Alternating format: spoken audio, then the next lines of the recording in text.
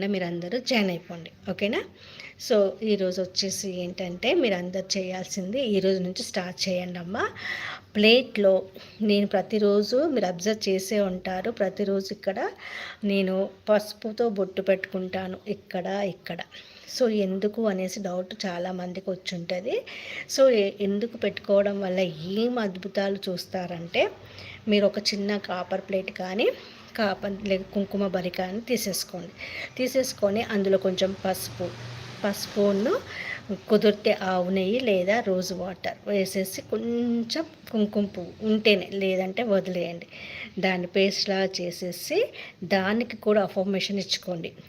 ఈ పసుపు నాకు గురు అనుగ్రహం కలుగుతుంది, నేను గురు అనుగ్రహంతో డే బై డే ఎదుగుతున్నందుకు సహకరిస్తున్న నేను తీసుకున్న ఈ తిలకంకి కృతజ్ఞతలు అని చెప్పేసి మీరు బొట్టుగా పెట్టుకునేటప్పుడు ఓం నమో భగవతే వాసుదేవాయ నమః లేదా ఓం నమో నారాయణ నమః, లేకపోతే ఈ రెండిట్లల్లో ఏదన్నా ఒక మంత్రాన్ని 3 times చాంట్ చేసి 1 2 3 అని పెట్టుకోవాలి.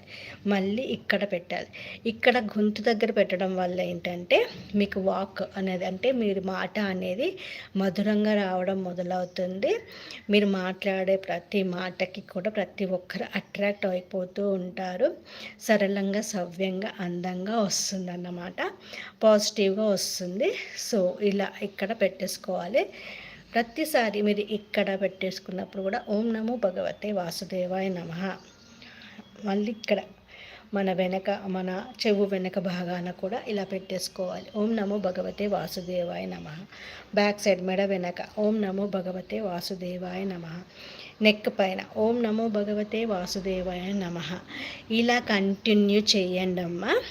దీనివల్ల ఏంటంటే మీ లైఫ్లో జాబ్కి సంబంధించి స్ట్రగుల్ అవుతున్నారు, ప్రెగ్నెన్సీకి సంబంధించి స్ట్రగుల్ అవుతున్నారు, డెబ్ట్స్, లోన్స్ అన్నీ కూడా చాలా స్ట్రగుల్ అవుతున్నారు, మ్యారేజ్ గురించి స్ట్రగుల్ అవుతున్నారు, అన్నిటికీ అద్భుతమైన పవర్ఫుల్ రెమెడీ అన్నమాట అండి. సో ఈరోజే